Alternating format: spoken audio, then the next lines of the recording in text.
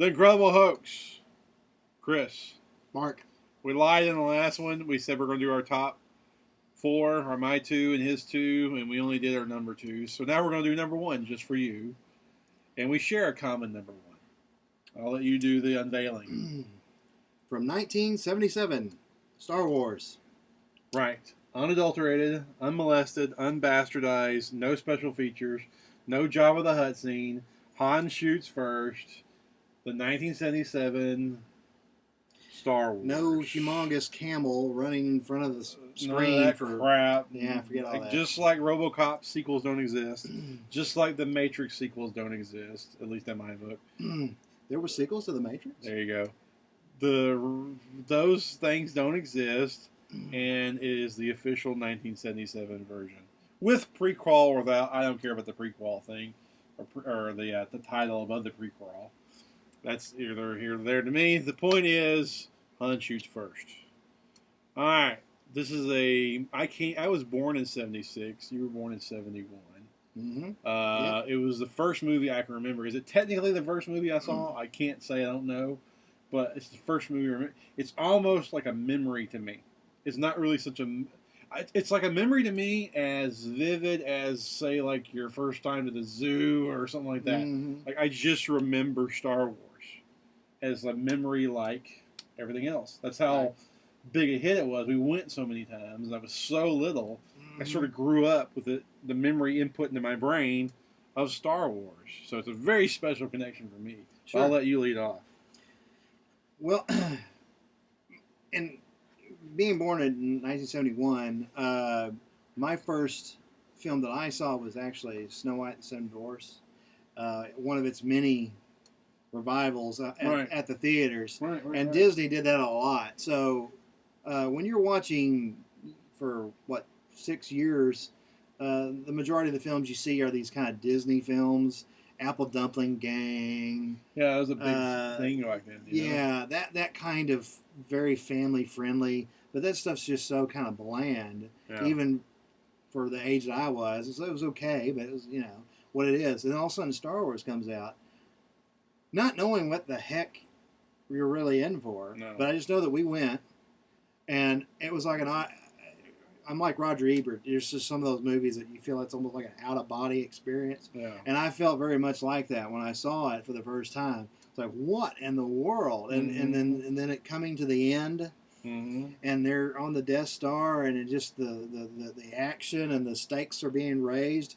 You really cared about your heroes. Right. They could pull this through against this very evil empire. And so everything about that film was just clicking from the very first time I watched it, and the memories of those memories have been with me for ever since.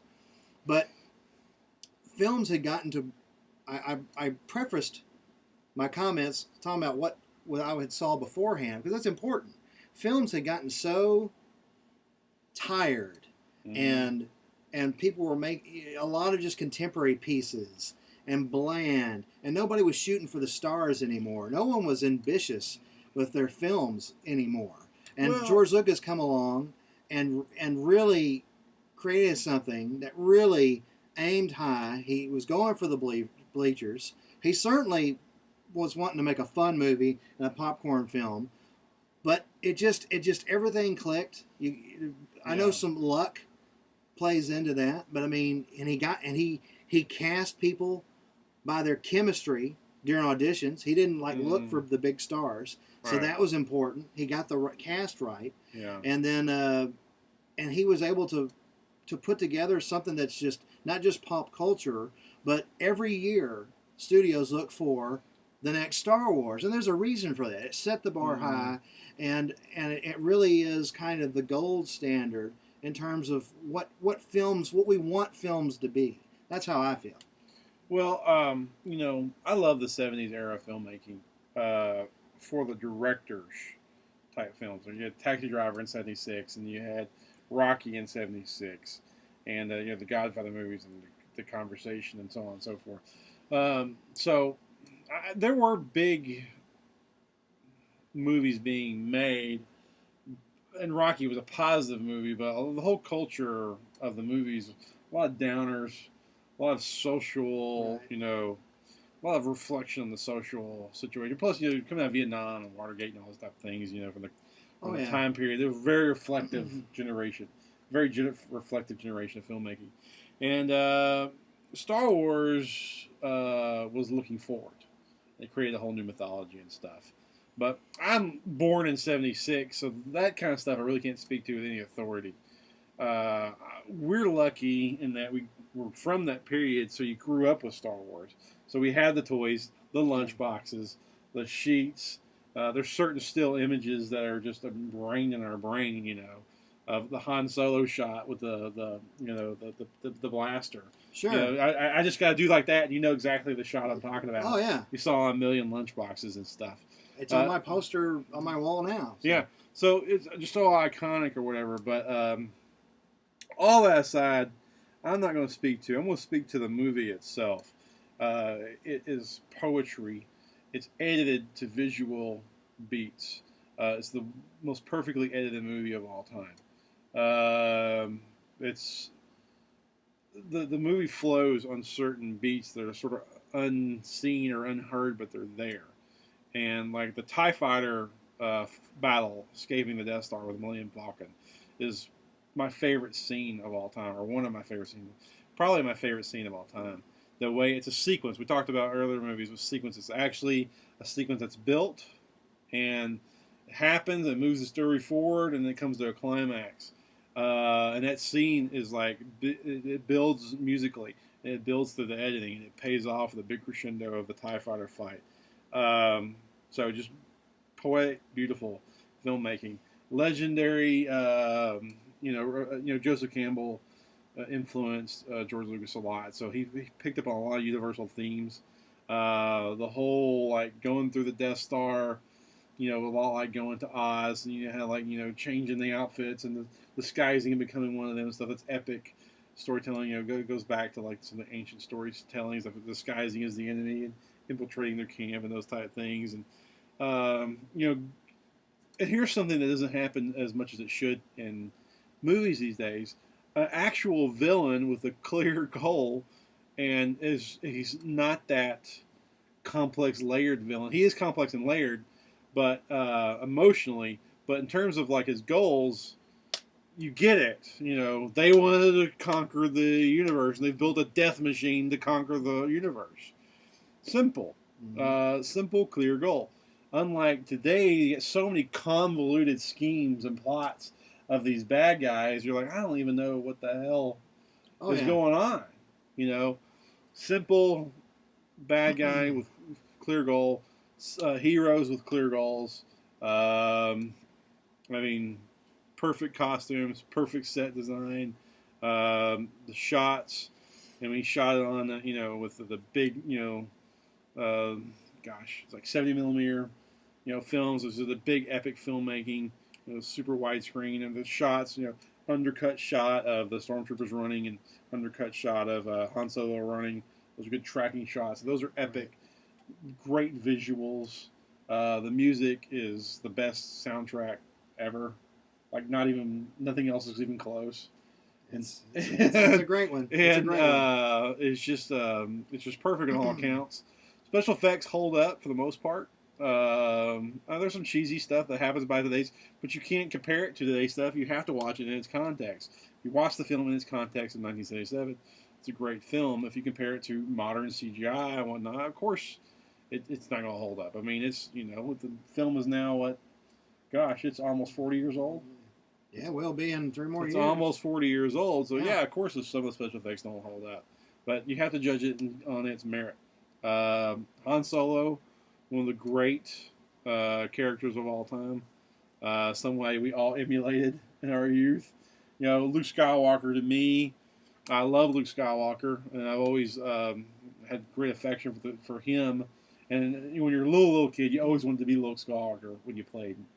I always wanted to be Luke Skywalker. I still do, but that's me. And as you get older, I started to appreciate Han Solo more and the rascal, or the anti. He's not really an anti-hero, sort of a He's not even really jaded. He's just sort of cynical, maybe a little cynical, maybe a little, yeah. you know, just go ahead. Well, he's certainly a guy who's been around the world. He's been around the block, so he's not naive or innocent. And you need, I think, having someone who has that maturity and that cynicism to kind of make sure things don't get quite so. You kind of have a cynic there to kind of keep things in check. Yeah. So when you think, because it's so easy to take things so serious that you forget to have fun along the way, and you have a cynic kind of come along and go, "All right, wink at the audience and He's say, still kind of dashing. Come along with us. Where this is all for fun now." Errol Flynn was great at that. If you ever see the Seahawk, see it, because he'll at times will do something. He'll kind of, and you kind of know this guy. He's conveying that Han Solo kind of vibe of, hey, this is a movie, folks. Have some fun with us. And, and it's important to do that. He definitely is that guy that the audience can connect to and view the movie through. Yeah. Especially when you have all these weird aliens and creatures, and you have these, and you have some noble.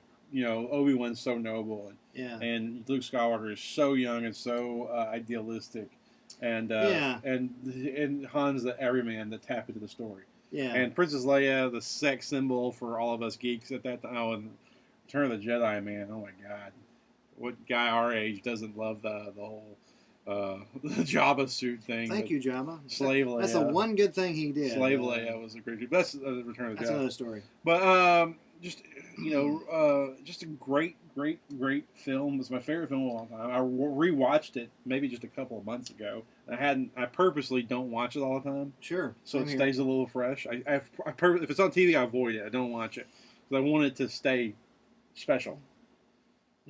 Especially growing up, we watched it all the time. Oh yeah. We literally watched it like unceasingly. I'm sure I've seen it over 50 times. I'm sure I have. Oh yeah, I'm sure it's like over like more like 100 maybe. I mean, I would be surprised if it's like more like 100. Well, if I could interject one thing. Back in March, He just did a Jedi mind trick on me. Did you see that? Go ahead. If it works. In March, I redid my top 100 for one of the reasons was so that the blog drive-through reviews, right. the Red Sea folks would have access to that. Well, as I was doing the top 100, I questioned every film. Does this film belong on this list?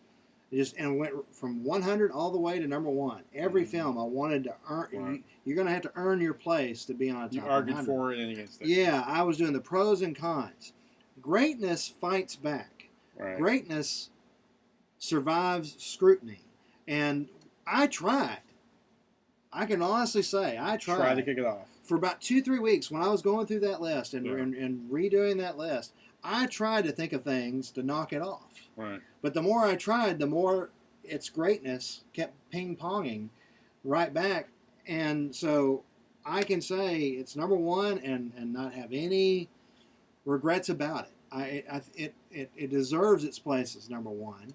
And it's just a great film. And one other thing that really annoys me about the special editions, especially this changing with Han not shooting the visual beats, man. Can I just say, George Lucas, you know why that scene annoys me that you did that? It annoys me because the original version with Han shooting Greedo first, it's right out of The Good, the Bad, the Ugly. You have the Tuco character. He's being followed by the guy, the one-armed man, who wants revenge. And instead of just shooting Tuco, he goes into a long speech. And Tuco just shoots the guy before he can finish his victory speech. And he says, if you're going to shoot. Don't talk. Well, we know that the whole bar there on Tatooine is a tip of the hat of the Old West and a saloon and all that. And it was very much like The Good, Bad, and the Ugly, that scene with him. Because Greedo's just going on and on and on. I've been looking forward to this for the longest time. He's just like Tuco. And boom, if you mess with that scene, you mess with the homage that it was doing. Well, so I've never understood that.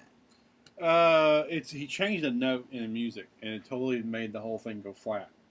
Like I said, the movie is edited to visual and musical beats, and that one was actually had a rhythm to it. He messed up the rhythm of the scene. Yeah, the music is like 4 beats per bar or whatever it is. You're the musician out of the family. I know what you mean. So that scene, it goes. Greedo is like, I'll actually just imitate what Greedo says. Sure. But it's like Han says a line like, "Over my dead body." He goes, "That's the idea," and then he says in his Greedo tongue, "Went to Vienna and the Koska," and then Han Solo goes, "Yes, I bet you have." Bam! Boom. Yeah. So it goes 1, 2, 3, 4, 2, 2, 3, 4, 3, 3, 3, 2, 3, 4, bam! And he totally messed up the beats. Yeah. You see what I'm saying? Yeah, it's a mistake on that level as well. It's literally like taking the Ninth Symphony. Mm-hmm. I'm like, let me just take out this bar, or let me just change this note, and it's a clunk, right, flat clunk, and that's the reason why it's such a tragedy. Tragedy? Is that a word? Travesty. Travesty. Yeah. It's a tragedy and a travesty. It's late, folks. We'll get it out. It's a tragedy mixed with a travesty. It's a tragedy that he did that. Because he messed with the actual rhythmic editing beats of the movie. It's horrifying that he did that. I mean, literally, and I know people out there aren't geeks and fans of the series that are laughing at that right now, but literally, it's horrifying that he did that. It's always been horrifying since he did it. I remember when we saw it in the theater, we went and saw the special editions, we were like, I think we literally stopped and looked at it like, what the hell happened? Yeah. And we literally like, is that a joke? Did we get I know it was the first thing we talked about when the movie was over. It destroyed it. It literally, like, what was that? It literally was like taking in glass and you're looking through a mirror or whatever, and just shatters it. It shattered everything. All I know is George Lucas actually wore a shirt that said "Han shoot first" during the shooting on the Indiana Jones in the Kingdom of the Crystal Skull. So maybe that's his sign of understanding. He gets it. Well, he doesn't because he never fixed it. Well, maybe he's never fixed it. I don't know. Maybe it's a good thing that Disney bought the property and they can listen to fans, because Disney, through all their faults, does listen to their fans.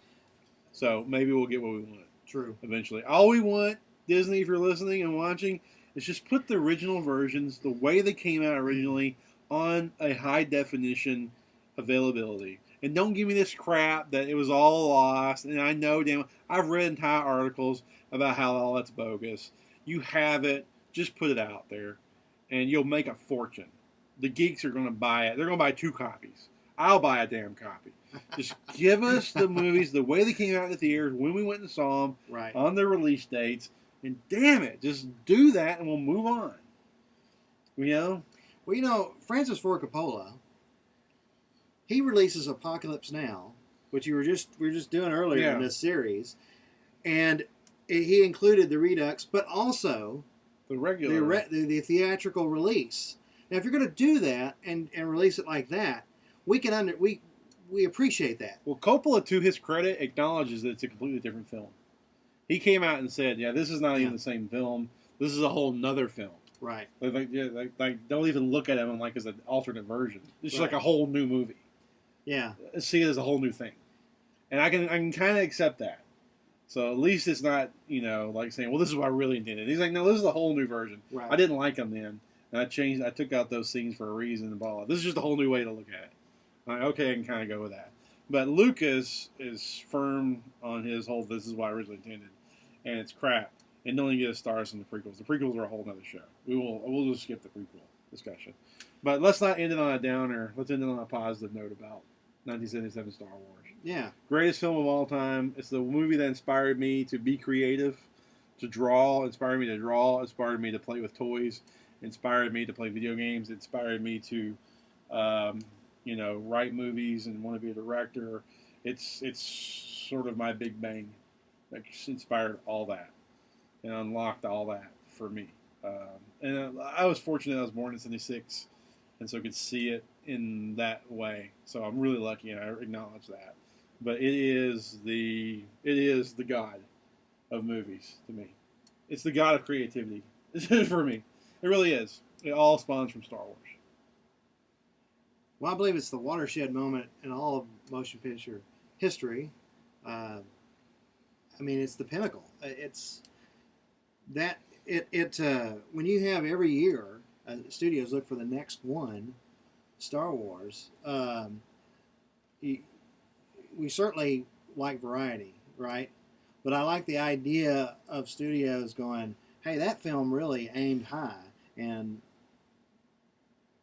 so I like the idea that there is the bar was set, and that studios can every year try to reach that level of greatness in different stories. It doesn't even have to be sci-fi, but try to do what that film did, which was try to reach a level of entertainment than something that you would just see on television, you know. And I like dramas the same as anybody else. There's plenty of dramas on my top 100, but Star Wars gave us something that extra special. And if you were fortunate enough to see it in a large theater, you'll know that it was a special experience. You know, a lot of people have seen the film on their home entertainment. Yeah. And one of the reasons why there is everyone has these home entertainment systems nowadays is because of films like Star Wars, because they want to experience that for themselves. Right. So that's part of its legacy. So I'm just trying to say that there is a legacy there that it spawned. The great audio, the THX, and the great all that stuff. all Industrial of Light that. Magic. Yeah, you ILM, special effects. No movie, every movie.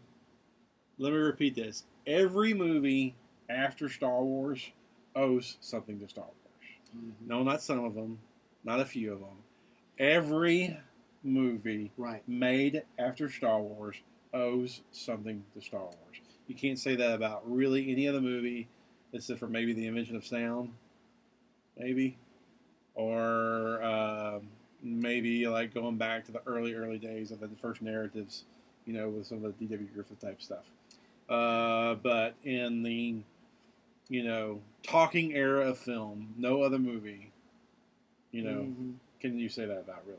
Yeah, I mean, you can't say about Citizen Kane. You can't say about Wizard of Oz. You can't say about Gone with the Wind. No. You can't say it about, you know, Ingmar Bergman stuff. You can't say it about anything else but Star Wars. Well, it's one thing to influence just your peers, and films that you just named do that. But to also influence what audiences want and what the industry decides to make.